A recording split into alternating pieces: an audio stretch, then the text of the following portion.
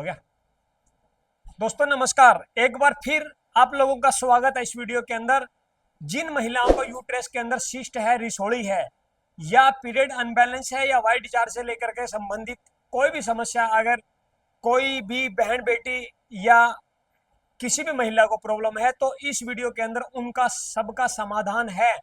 देखिए, यह सबसे ऊपर यह आपका मस्तिष्क है और इसके दो पार्ट होते हैं, लेफ्ट और राइट। सबसे आपके लेफ्ट पार्ट के अंदर आपके एक होमोथैलेमस एक ग्रंथि है।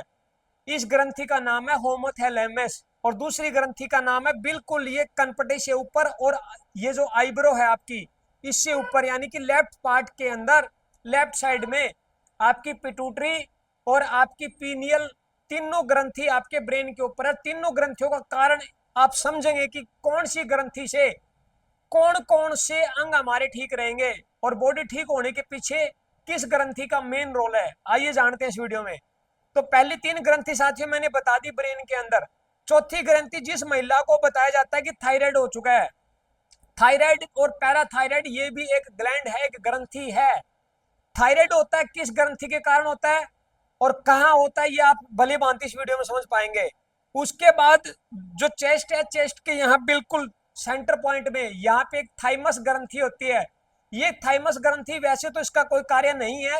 14 साल से नीचे के बच्चों की अगर मालिश तेल से कर दी जाए तो ये ग्रंथि बच्चों की हाइट बढ़ाने में और बच्चों को खांसी जुकाम बुखार होने में सहायता करती है। लेकिन ग्लैंड तो ये होती है, फायदा इसका बहुत सारा है।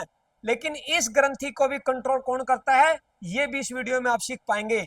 इसके बाद जो हमारी रिप्स है, जो कोडी बांक होते हैं, जहां बिल्कुल जहां कोडी होती है, कोडी बांक, यहाँ आपकी पेनक्रियाज है।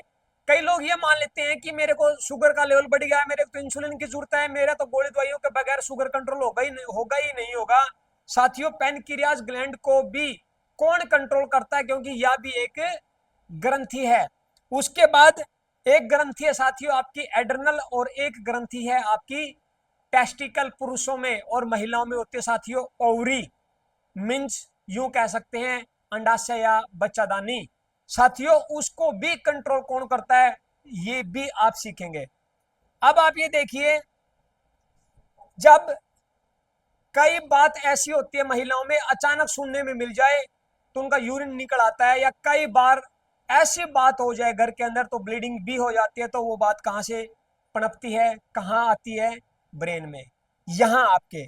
और इससे आपकी जो ओवरी है वहां आपको रिजल्ट दिखता है।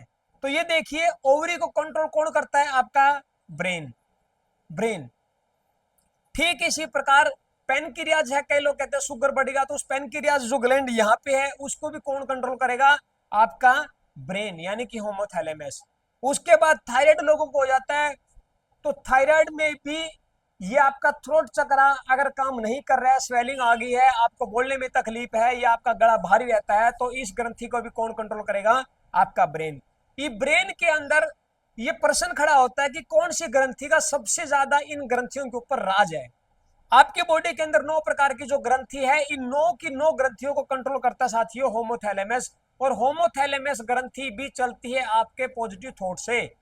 अगर सारा दिन आप नेगेटिव नेगेटिव नेगेटिव नेगेटिव ही बात इकट्ठी करते हो, नेगेटिव रहते हो सारा दिन, आपकी आपकी बॉडी के अंदर स्ट्रेस है, आप अपने आप के ऊपर भार माने बैठे हो, या आप अपने सारा दिन एंजाइटी स्ट्रेस के अंदर टेंशन में रहते हो, तो साथियों आपका यूट्रस प्रोलैप्स हो जाएगा, यूट्रस में सिस्ट बनना स्टार्ट हो जाएगी, यूट्रस के अंदर ब्लीडिंग भी हो सकती है, उसमें पीरियड अनबैलेंस हो सकते हैं, उसके अंदर सिस्ट हो सकती है, उसमें नेफ्रोसिस हो सकते हैं, उसके अंदर फाइब्रॉइड भी हो सकता है।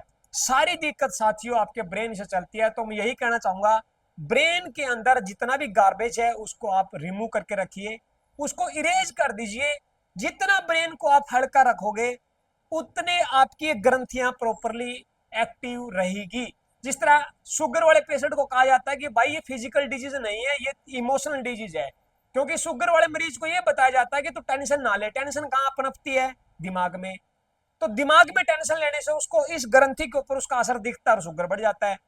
तो मैं उन महिलाओं को यही कहना चाहूंगा जिसको फाइब्रॉइड है, सिस्ट है, या यूट्रस का की वाइट डिस्चार्ज को लेकर प्रॉब्लम है, कि वो कोई भड़क ना ले, वो किसी भी प्रकार की टेंशन ना ले, बिल्कुल मस्त रहे, जबरदस्त रहे।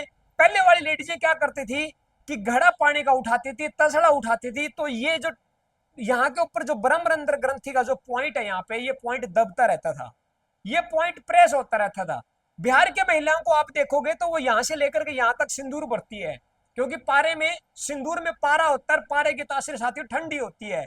इस पॉइंट के ऊपर दिया हुआ प्रेशर आपके 6 की 9 की 9 ग्रंथियों के ऊपर इस पॉइंट का असर जाएगा, और इसी पॉइंट के ऊपर अगर वजन है तो पूरी ग्रंथियों के पूरी शरीर के ऊपर आपका भार रहेगा, ना तो आपका पेट ठीक रह सकता। जिस तरह पेट की मैंने कई ग्रंथियां बताई, जैसे एड्रिनल है, ओवरी है, आपकी पेनक्रियाज है, यहाँ आपकी छाती के अंदर थाइमस है। अगर आपको गले से लेकर के और बंदेज से ऊपर कोई भी दिक्कत है तो आपके किस चक्राज के ऊपर भार है, इसके ऊपर है, आपके यहाँ प्रॉब्लम है साथियों। इस प्रॉब्लम को मिटा लीजिए और गार्बेज को रिमूव कर लीजिए।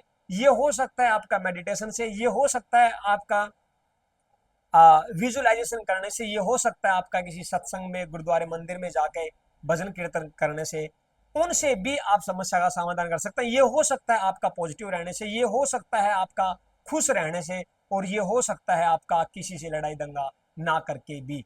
तो इसी को आपको आधार मान के चलना है, और इसी टॉप पॉइंट को आप इसमें सिंदूर भी भर सकते हो यहाँ तक, क्योंकि पारा ठंडा होगा तो सभी ग्रंथियों को एक्टिव रखेगा, ठंडा रखेगा, क्योंकि लाल रंग यहाँ लगाने से, क्योंकि सिंदूर लाल है, लाल रंग लगाने से सारी ग्रंथियां साथियों पूरी तरह एक्टिव रहती है, और ब्लड सर्कुलेशन और स्पाज्म पूरी तरह सही रहता है। तो आप इस पॉइंट के ऊपर काम कीजिए, इस पॉइंट के अंदर किसी भी प्रकार की कोई भी भड़क, टेंशन, चिंता, एंजाइटी ना आने दीजिए। फिर देखिए आपका शरीर कितनी तरह जबरदस्त और पावरफुल होगा। आशा करता हूँ वीडियो अच्छी लगी होगी, तो दोस्तों के साथ जरूर शेयर करना ना भूलें। Thank you.